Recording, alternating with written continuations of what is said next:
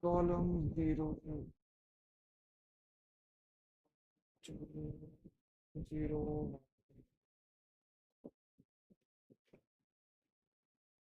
um,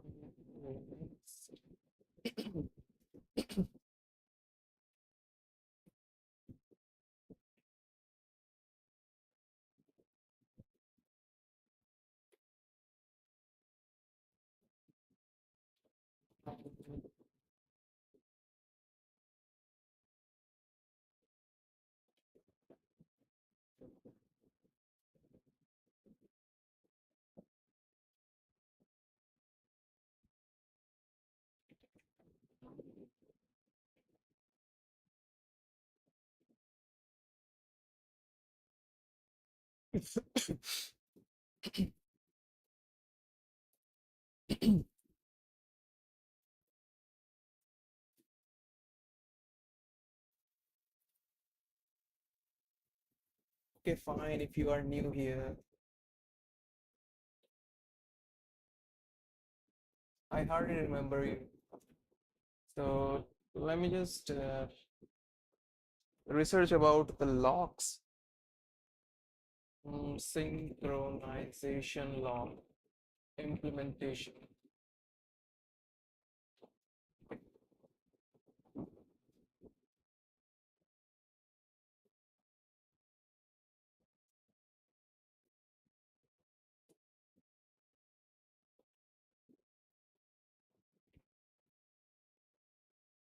So today we are trying to implement locking mechanism for better rendering control. Um, because in previous releases there is there are a bunch of problems with rendering and all that stuff, like if you have multiple rendering processes at the same time, things get overlapped between each other. So I'm trying to implement a locking mechanism.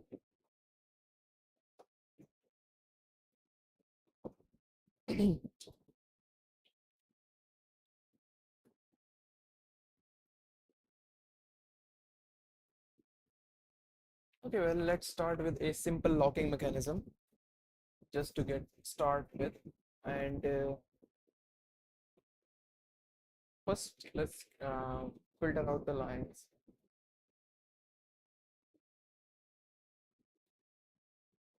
No, I didn't forget about anything. I know you are a long, um, like,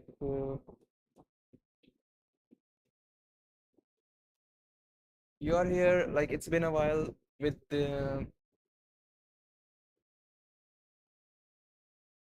you're supporting this channel from, like, from a while. It's about the last year. I remember you, like, I didn't stream that much because I don't have time for open source projects nowadays. Uh, this is one of the reasons I'm offline for a long time.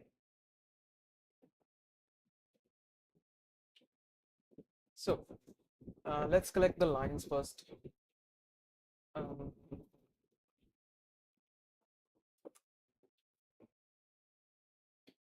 in I pairs, because the input is, yeah, it's been 7 months. 7 months, it's literally a long time. So let me just check if that's true, because studio.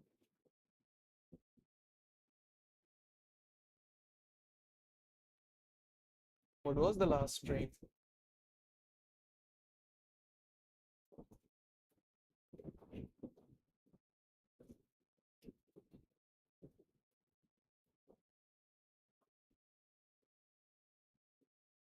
Mm, it's not 7 months ago, but yeah, it's been a while. So,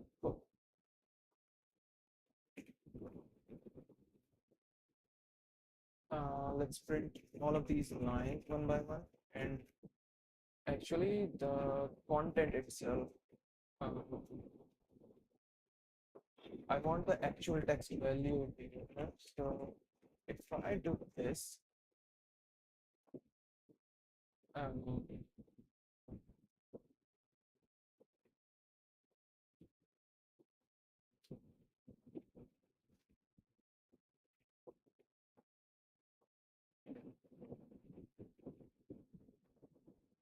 lines are getting here, but for some reason, it's not traversing those lines.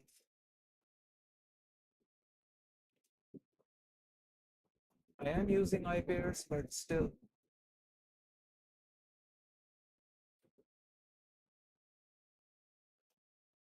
Okay, so let's just do this and do that, and still not working.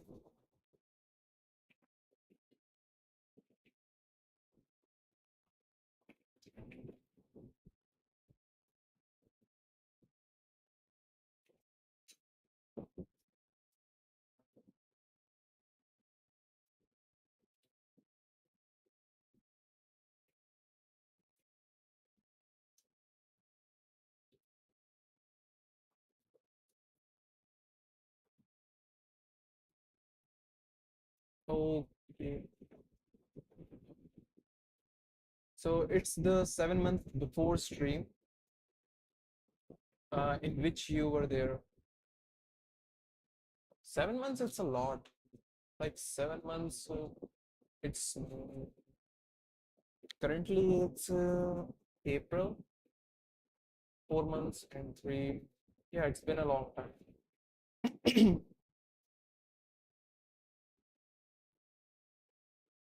For some reason, it's not working. Like, why I'm not getting great? Oh,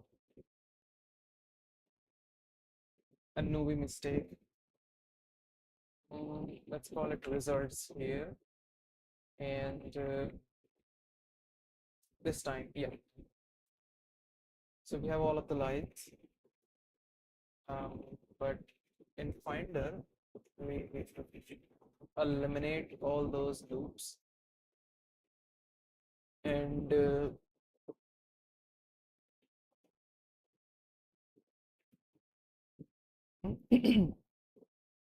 now we have three items. So we have to collect the text in each of the element, and then we have to render on the screen, and after that we can apply the colors. So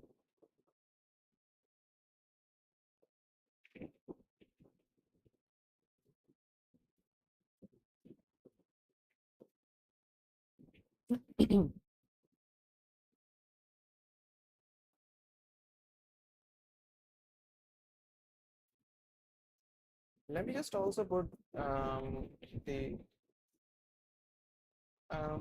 no, it's already in the description, so I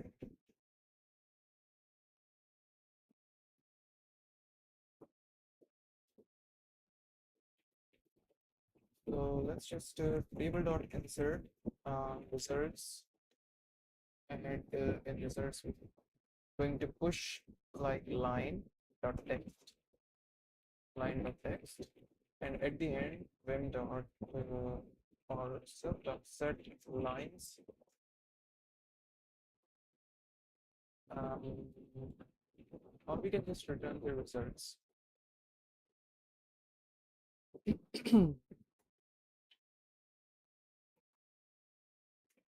It's a set line function, so we have to set line.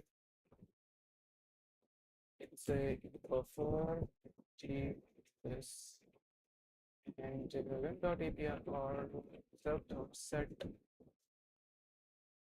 lines, vim.api.nvim set lines, nvim verb set line, and self.provenal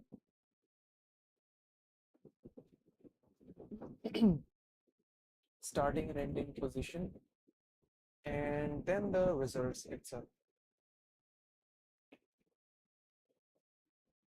And we don't need the true strict indexing. So set UI will be the this one, and let's go to so yeah, we have git, github, and init. That's good.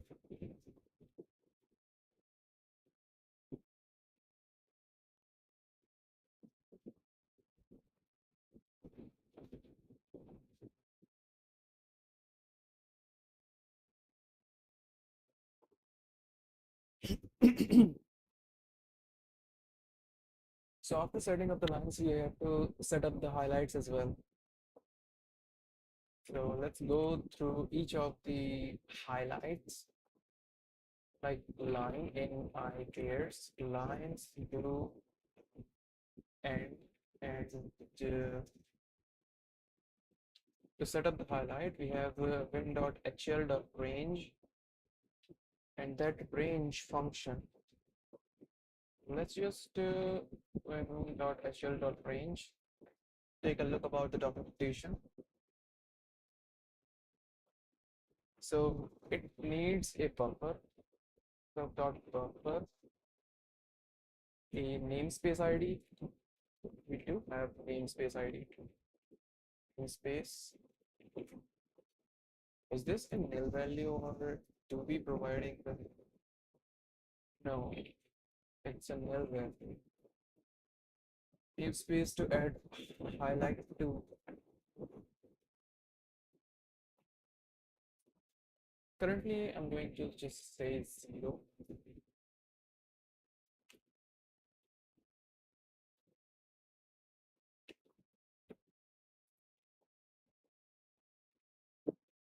And for HL group, let's use line dot highlight, and then we have starting position. So starting position will be a tuple of integers, or it could be a string. Okay, so starting position will be line dot column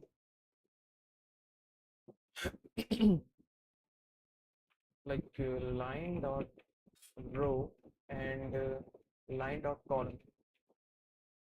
Then we have finish. So finish will be in the format. So let me just take the in output we have this dot lines, and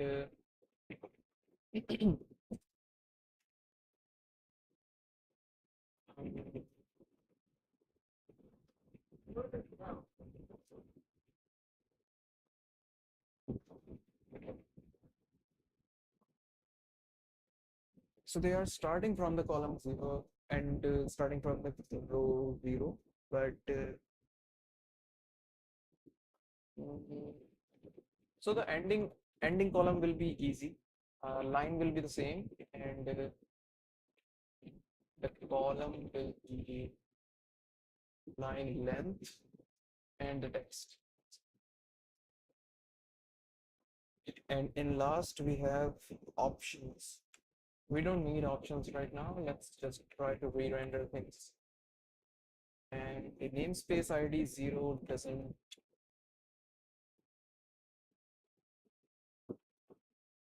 Let's do this. Still. So we have to make a namespace ID. Okay, so let's make one.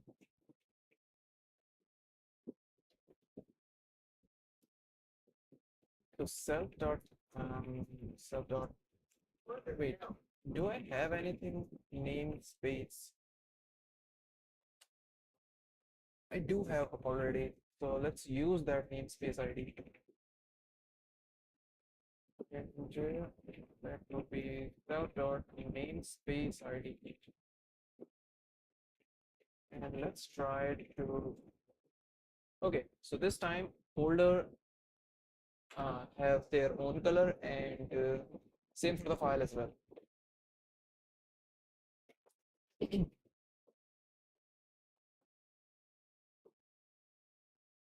Does this supported on Vim dot like NeoVim 11, 0.11? When does the Vim dot hl dot range implement or added to NeoVim?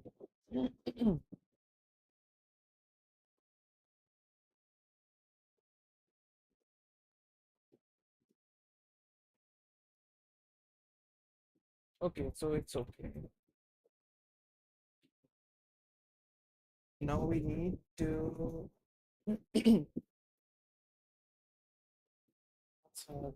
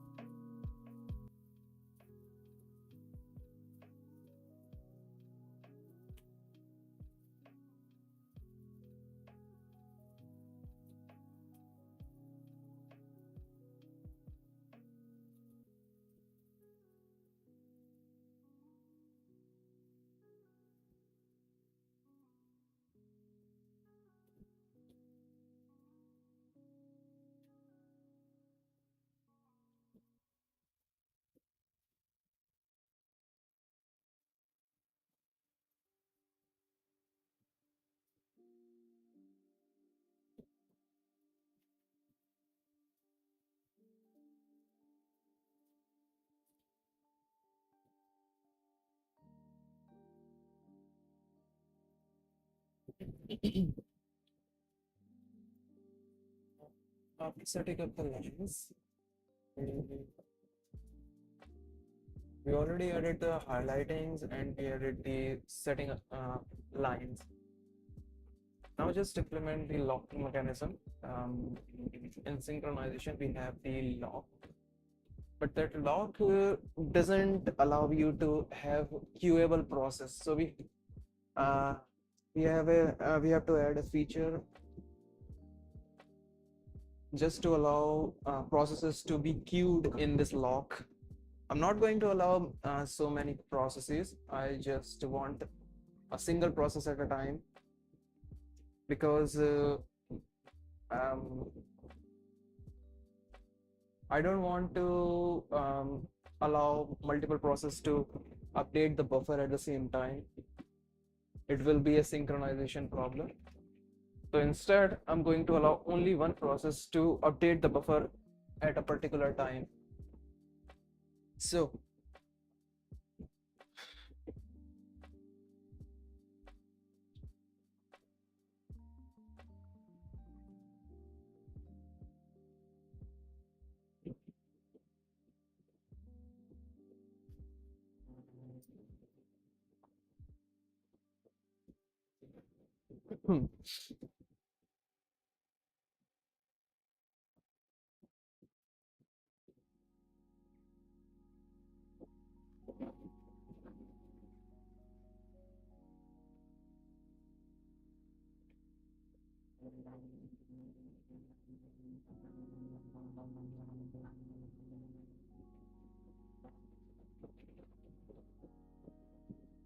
All right, so what's next? How should we begin with?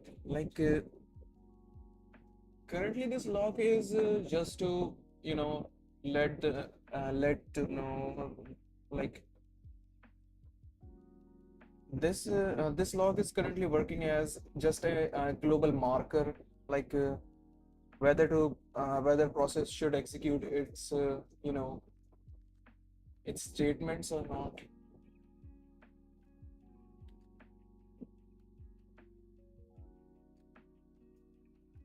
So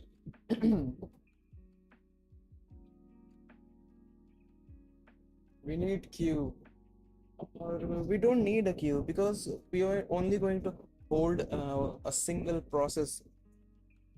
So um, our selection of process will be the leaf of process, like last and first process. So we will going to choose the latest process which trying to acquire the lock. So if any process wants to acquire the lock, we will set up that process into the temporary variable, and then whenever as soon as the lock gets free, we will execute it. So that will lock down the thing, like that will resolve the problems having with the synchronization problem in the previous releases.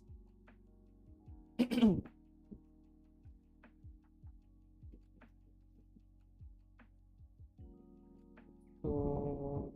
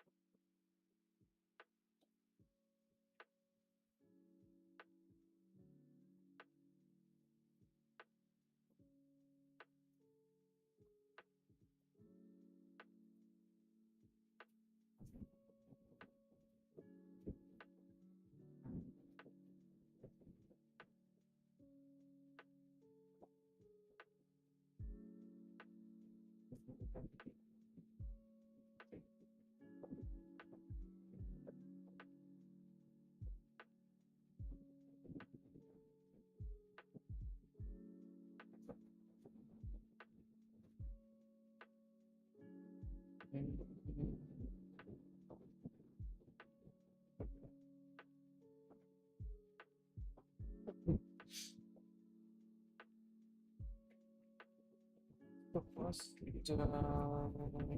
component will tear down to lines. Like lines will be this thing. Like component will be converted into lines, and then we pass those lines into set UI function. So that makes things easy, but there is a problem. So we call the render function. We pass down the component, and we check if there is any a signal stream here. So if there is already a signal stream, we're going to disconnect it from the callbacks.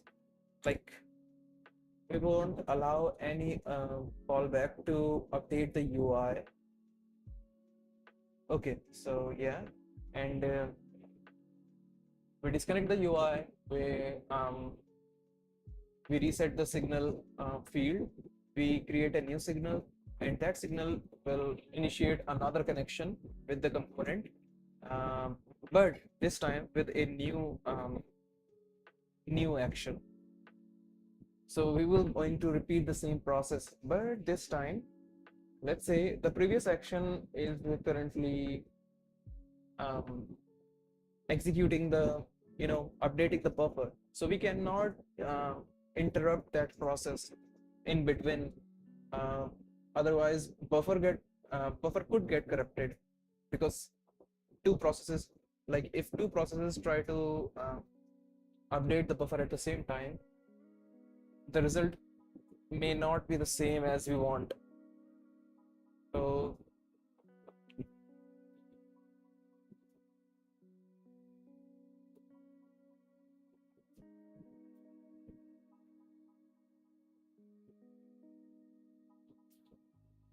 before initiating this set UI, I have to check whether there is a uh, like whether already a process is complete updating the buffer or not, and if there is any process which is updating the process, then we have to wait,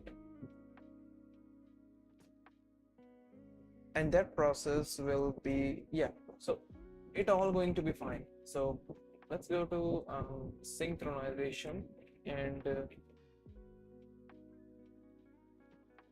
we can acquire a lock by a process, and we call that process a func parameter, and that func will be a, it will going to be a function, we don't care about it. And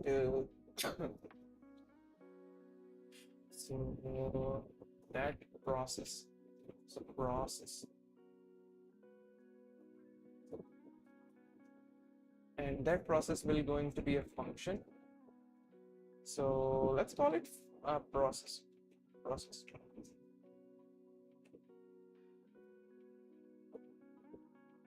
So if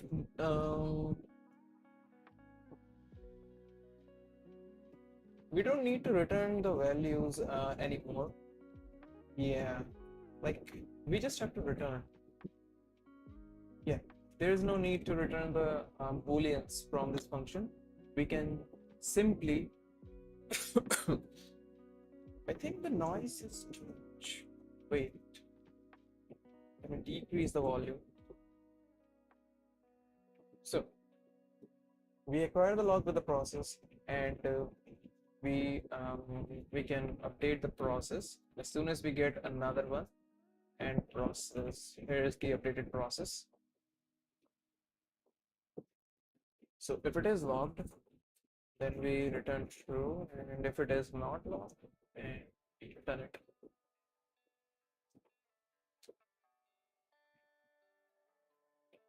We also have to release the self.process equals to nil, and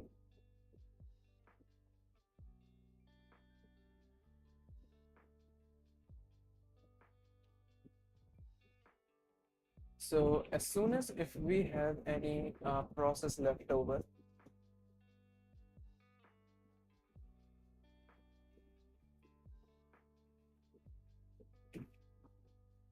let's say we are trying to acquire a lock, and currently it is waiting for lock to free, and let's say this lock it's free for the first time, and we mark this as a lock, and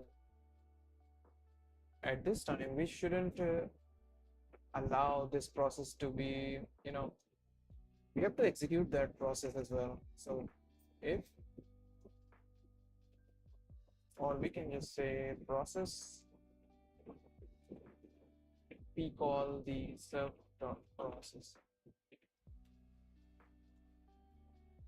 Yeah, we can just call it, or we don't need a protected call, just process call.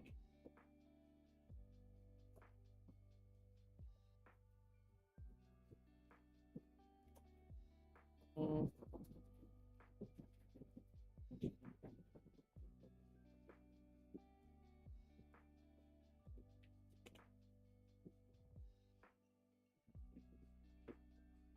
So this is how we call the process, and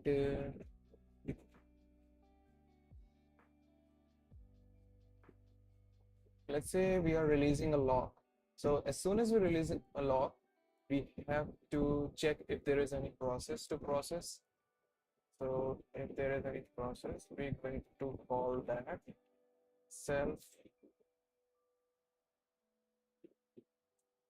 self dot process. So we call self dot process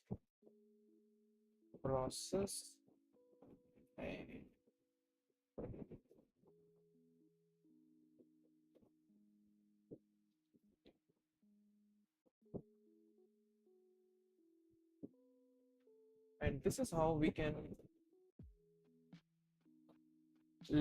implement a locking mechanism. But there is one more thing, like we mark the lock as false here, but instead of doing this, we can just self dot acquire the lock with the respective process process.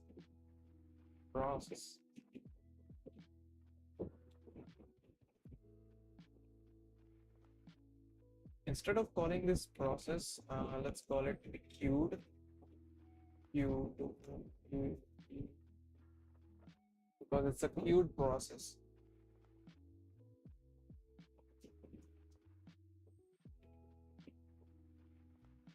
And if there is a lock active, then we're going to provide this as a queued process, right?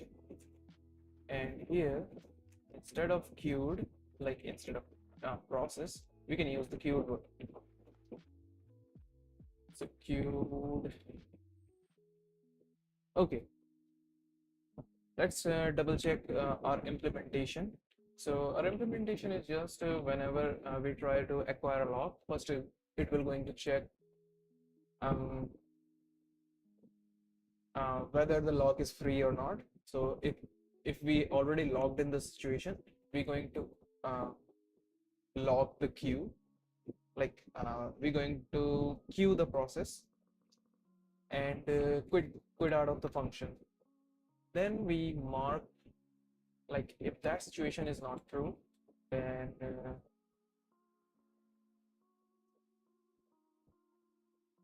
if that situation is not true, then we mark this lock as active, and we execute the process. And whenever that process tries to let's say, like whenever that process tries to release the lock, it will set up the inactive state of the lock, and then if there is any queue process waiting for us, then we acquire the lock for that process, right? And there is one more thing, like if there is a process, we're going to set up it as name. Otherwise, we end up going to queue the same process again and again and again. So let's try this thing and like scratch.lua, and let's import the sync module here, lib.sync, and let's grab a lock. So the lock will be sync.new lock, and that new lock we can acquire a process. So first we're going to create the process like p1, and that p1 process, or we can just say p, yeah. So that p process, like that, and it will take vim.defer fn. We're going to call this function later, about 2 seconds, and after 2 seconds we'll release the lock, right?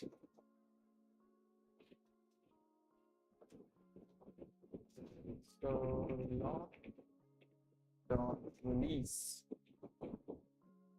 yeah.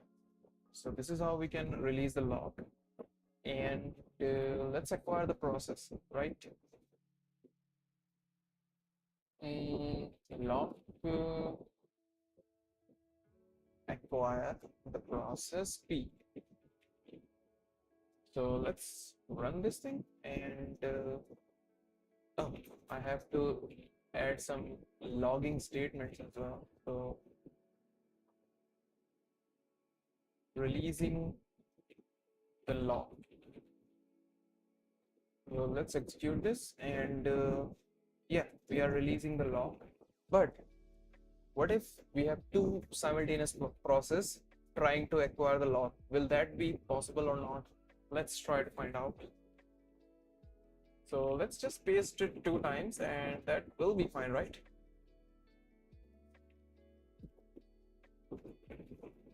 Let's clear the message and try. Okay, releasing the log, and we have it 2 times. Fine. Wait, what? Is this an infinite loop? Oh man. But why? I already checked up the things. Why this is acquiring? Oh, this is not the process. It's a queued. Queued. Okay. I was so dumb. Like, come on. Do we have any process instant? No. We are all good. We just have to rerun this thing. So this is releasing the log 1 time and 2 times. And there is not a 3. So our log is working perfectly fine. So now that we have a locking mechanism to lock down the processes, like yeah, both of these processes are asynchronous in nature, and our lock is working great. Like yeah, like queue processing are also yeah fine. There is one thing like let's take a string as a parameter, and let's attach here, and releasing the log for or from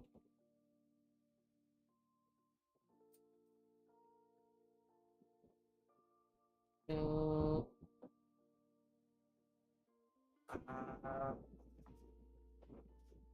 okay, let's add a count because okay, let's do this, and let's add a count 0 and or 1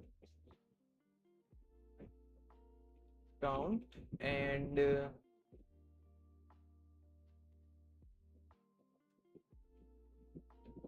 so first the count is 1, then we increment the count this. No, but that will be so after releasing the lock we could do this, but there is still a problem. Like I want to determine these processes at different, like yeah.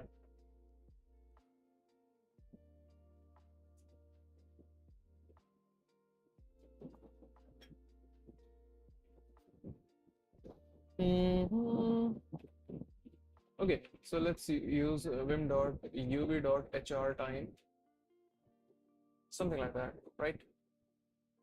And we can use that hr time here, uv.hr time, and we can use that hr time to mark the process, and after that, okay, fine.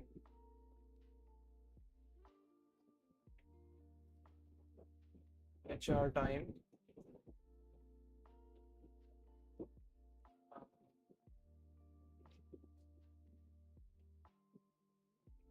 scheduling the process for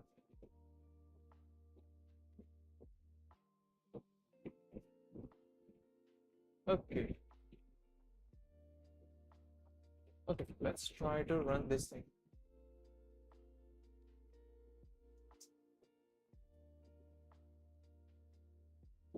Let's read the output. So we are scheduling the process for this ID, and releasing the log for this ID, and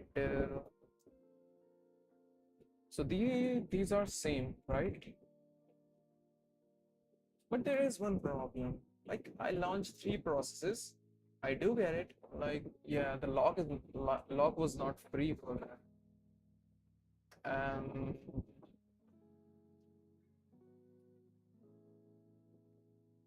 Well, yeah, it's working fine actually.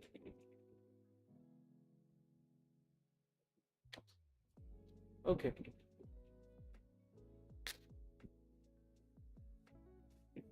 so our log is okay. We can remove the scratch.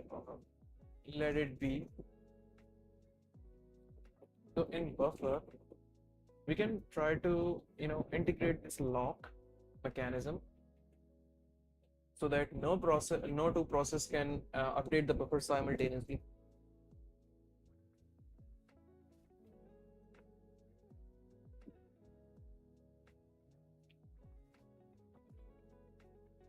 Okay.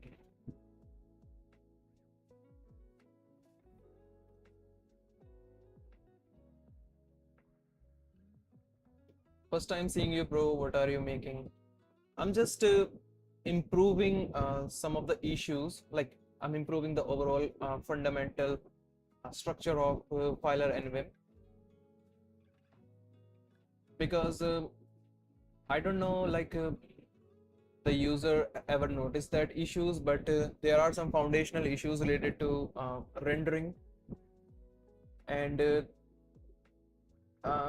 fyler.nvim and rendering process is not that efficient as oil and vim. So I want to make things much more robust because if I messed up in any of the part of rendering and doing anything like file manipulation, someone could lose their work. That's why I'm improving it by implementing locking mechanism and a signal processing. Like uh, there are some fancy names, but signaling is just basically a stream of data that we are um, constantly updating the buffer. That's all. So for those scenarios, if a directory has a lot of items in it, then it is not a good idea to render them all at once. We can continuously render them one chunk by chunk, which is much better user experience instead of bombarding all of the 1 million lines at your screen. So that's currently I just finished the locking mechanism. This is the simple lock, and now I'm going to integrate that lock with the rendering mechanism. So currently, if I open the filer, you can see there are some predefined UI for just for testing purposes. So it's rendering perfectly without any problem. But what happened when two process, two or three processes try to update the buffer simultaneously? So this is why we implement the locking mechanism. So let's require the lock. We don't need to require lib.sync.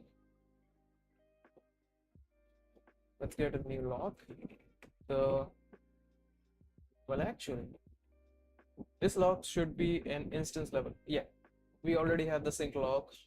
So we just have to acquire the process for setting up the lines. So these are the lines, and self dot sync lock, acquire the lock, acquire. We have a function, and this lock will prevent any other process to update the buffer. As soon as this lock activate, no other process can update the buffer. That's all.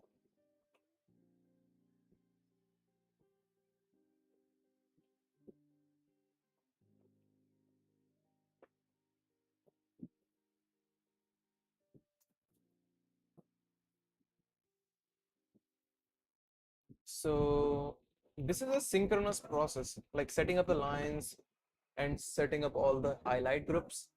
It's a synchronous process. So I can just release the lock on the second line, like at the end of the function. like sync lock release. So we can release the lock, something like that. So in this way, we don't have to worry about two different processes updating the buffers at the same time. Like no matter um, how much we like, how many times we call the render functions. So if I go to this and try to run this render mechanism in the so if I try to run this in a loop of 10, do this.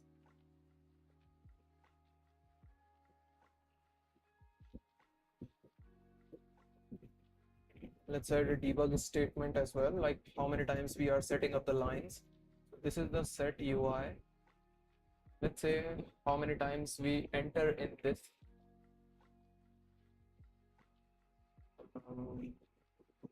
count. Okay, so count plus plus.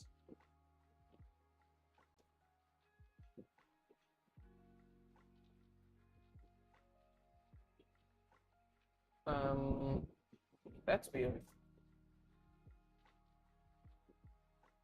It shouldn't be 10. It should be just two processes instead of 10. But still, the lock currently lock allows these processes to have oh, because we are rendering only 3 lines, and 3 lines are much faster to render. That's why all of these 10 processes have the time to acquire the lock. Hmm.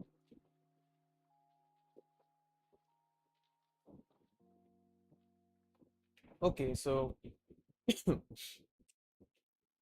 we can do one thing. You can make this thing an asynchronous process, right? Like vim dot defer. What is this?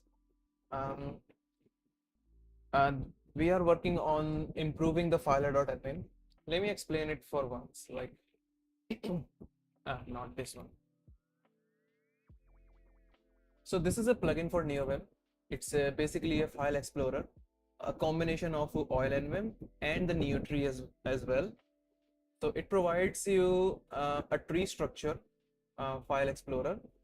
At the same time, you can edit this buffer like oil.nvim, and all of those file manipulation process which you done in oil.nvim, you can also do all of those operation in the fyler.nvim as well.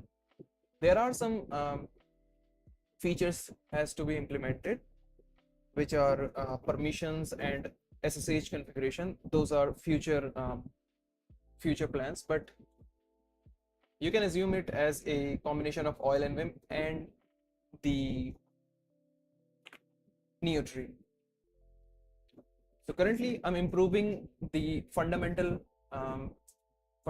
of this plugin, because in previous releases, especially this release, the version 2 release, it's not that stable release. That's why I haven't merged that into the main into the stable version. So there are a lot of bugs with rendering issues and file manipulations as well. So currently I implemented two modules. First one is the signaling process. Signaling process allows me to have a continuous stream of data, and I can convert that data into UI components. And another one is a locking mechanism, which is a synchronization, um, which is the part of synchronization. And this locking mechanism prevents any two processes to have the same task. And we are using this locking mechanism in the buffer so that no two process renders the buffer at the same time. So that's how it is. This time, no one going to lose their work for any silly bugs. I mean, the current condition is not that bad of this plugin, but there might be some possibilities, like user can face some issues with file manipulations and rendering the directories, especially when the directories are too big to process. Because oil.nvim only renders the content of a single directory, but fyler can render whole tree of that project. So it needs much more control over the rendering process, otherwise things could get messed up. So we are releasing the lock. Now we have to defer pen, and we're going to call this thing after 2 seconds.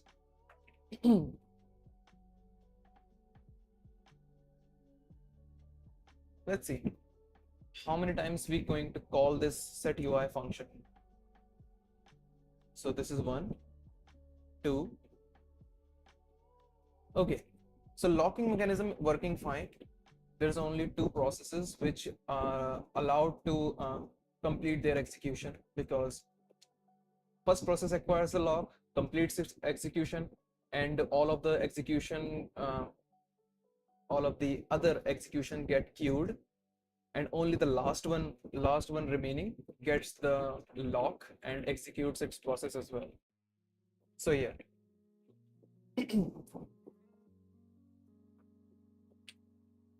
Now refactoring can be done later, so I'm going to focus on the FS module as well, because currently the FS module hello Pradeep, welcome to the live stream. I just explained what we are doing today, and actually you can read out the agenda of this live stream here. What editor do you use other than NVIM? Actually, I don't use any other editor besides NeoVim, because it has all the features I needed.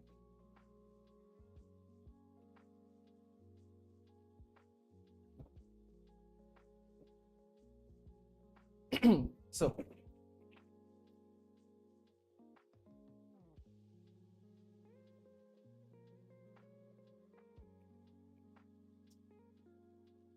now it's time to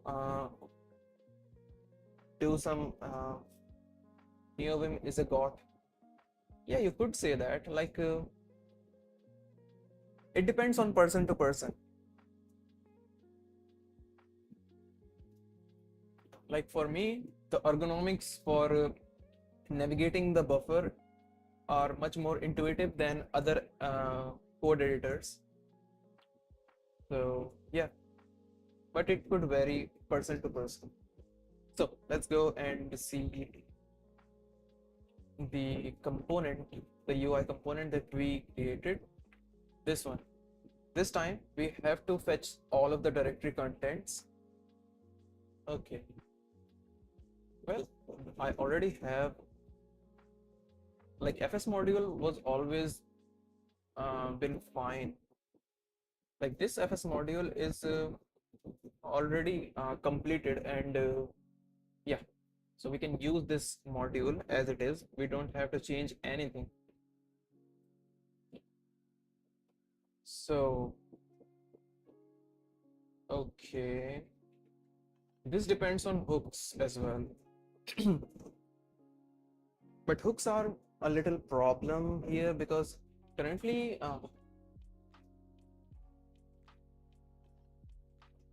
fyler.nvim is a god plugin. I'm not going to say that, because I lost my work with this plugin like so many times. I can't say it's a god, because it's still in its alpha stage. So there are lots of bugs that I want to eliminate. That's why I'm rewriting this whole plugin, and we are so close to complete this rewrite.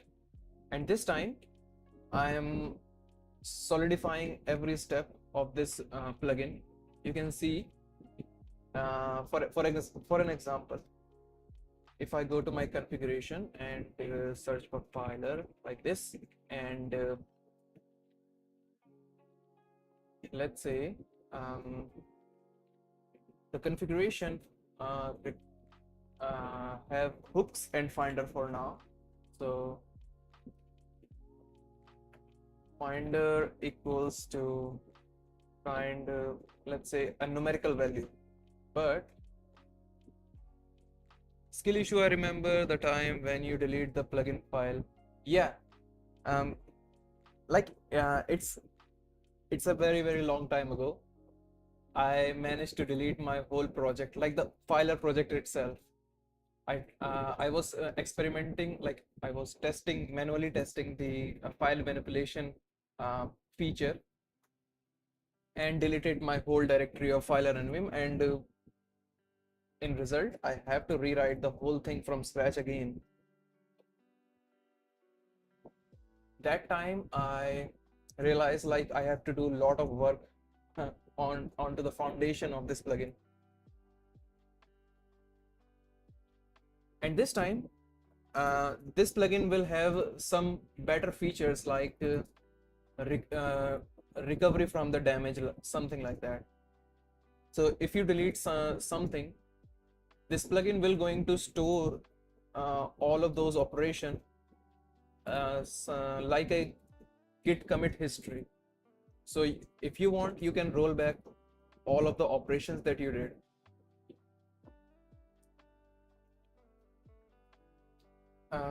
What method are you using to test the plugin now? It's Minitest. Minitest is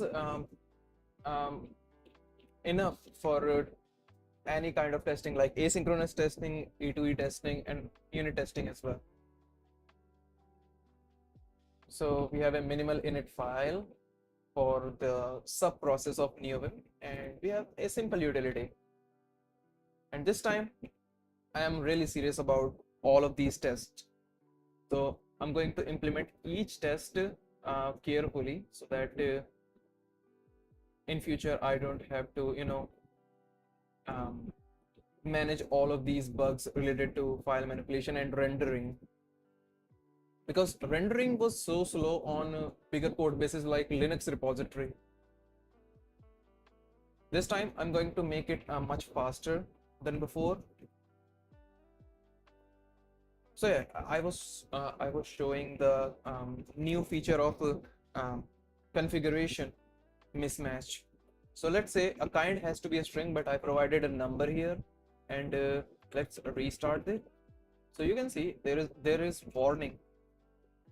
This time you are getting a warning like file invalid configuration detected. Number is not acceptable to config.finder.kind. So this time you will not going to see only the error message. This time you will have the proper fix for that configuration problem. Can you say 6.7? No, definitely not.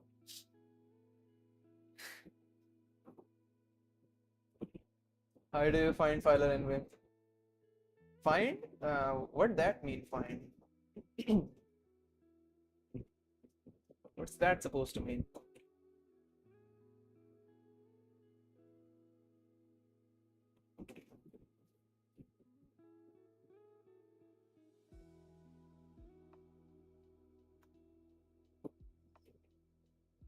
So let's create an FS module. I'm kind of thinking about the FS module. Should it be the part of like global state? Because if you ever want to try to implement the SSH feature, listing the content of a remote server has different way. How do you find nvim? Like, I mean, how do you first find nvim exist? Okay, that's a reasonable question. So I don't know how much older subscriber you are, but I used to do competitive programming on this channel. Like if I go to studio, if you scroll down into my channel, you can see there are lots of competitive programming videos. So I was a competitive programmer back then, used to do some um, online contests related to TSA and algorithms, and I also used to watch videos related to contest which are like participated by other big coders like TM William Lin, Neil Wu, and much more bigger coders. So there was a programmer like TM William Lin. I don't know if you know about him or not. TM William Lin 168. Yes, this one. So that one is a prodigy from Taiwan, and this person happened to use ne not NeoVim, it's GVim, which is a GUI version of NeoVim or Vim. So I was surprised like how fast he was editing the buffers, like because in competitive programming, speed is everything. Why you use Chrome instead of Firefox? Actually, uh, I have both of them, but I'm facing some issues in Firefox because Firefox doesn't have the web GPU, but Chrome has it.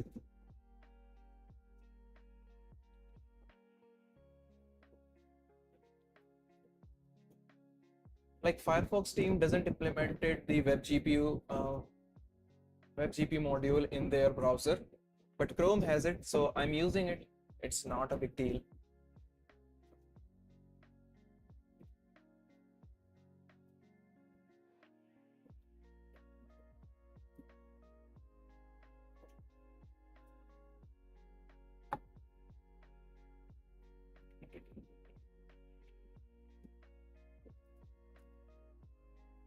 Okay, so should I implement the FS module here, or it should be a source specific thing? Mm, that is kind of confusing. So we got that part right. Um, am I missing something? Like, no, that's not.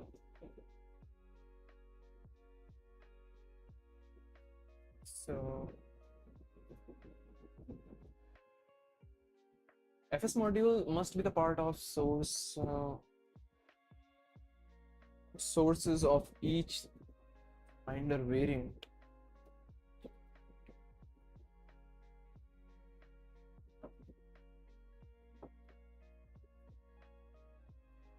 I think I have to think about it, like because FS module, if I create a general module like general module for FS, so if I have a general module for FS means file system, like file system which lets you um, list the directory content, do file system manipulation tasks operation. So these are some operations for which FS module is responsible for. So I'm thinking about like FS module, how should I implement this FS module? Because previously we have a single file like FS module in our library folder, and it handles the trash functionality, copy, move, create, delete, listing directories, and much more things. But the problem is, let's say we are working on a remote server, because as you know, like oil.nvim also supports the SSH integration. So let's say fyler is also working on a remote server, and on server we have different ways to list the content of a directory. So that's why FS module must be in the scope of a Finder context. That means if you are using Fyler locally, it uses different functions. And what is your top 5 plugin? I know I'm disturbing you by asking too much questions. Believe me. Okay. Last question. I want to distract you any further. Okay. So top 5 plugins. First one will be the NeoGit. NeoGit is one of those plugins like which makes my life much more easier because it has a great UI. And to be honest, there is one fact like fyler.nvim uses lots of inspiration from NeoGit because NeoVim code base is so much cleaner and much more organized. So there are a lot of things that I learned from the NeoGit and it's really powerful. One more thing, which is Vim dashboard. Dashboard is for database connections. It works for MySQL, Postgres, and all of the famous databases out there. So TreeSitter is not that. I mean, I can work without TreeSitter. It's not a big deal, but it's good to have. Then we have LSP, and I can also work without LSP, so it's not a big deal. So I'm not going. But yeah, mini plugins are mini plugins, especially the extra plugin with the NeoVim pick, because this mini picker plugin is so minimal, lightweight, and uses RG and your defined binaries to search through the directories, and it is so much faster and minimal. You can see it's just a floating window. So I like less distracting UI. And then we have like my current configuration doesn't use much plugin, so I think these are the only 3 plugins that I'm going to suggest. Like NeoGit is my top plugin, and then we have Vim dashboard and the mini plugins, especially the picker. So that's all. Now I have to implement the sources. So for source, let's go to buffers, and in Finder we have to provide sources. And for that I have to implement the try functionality as well. Do I have already implemented the try.do? This try looks okay to me, but the problem is I haven't really thought about like how these things will go together.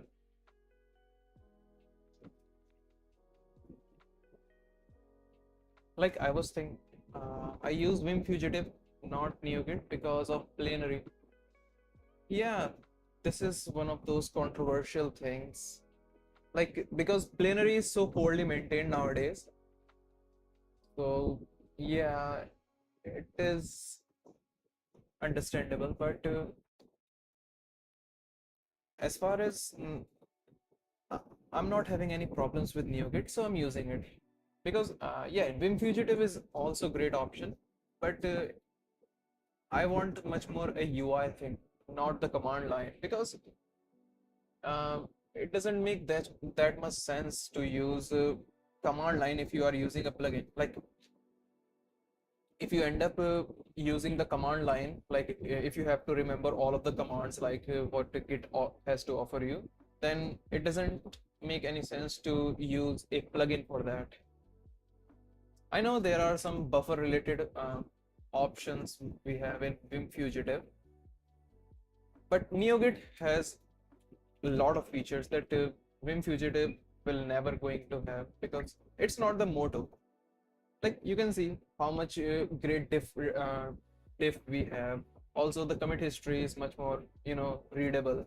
All of the branches and like you can go to any commit and see what's changed in that commit. Also, we have interactive rebasing, and there are lots of options that you can toggle them by tab and lots of feature. So, um, how much time we are streaming?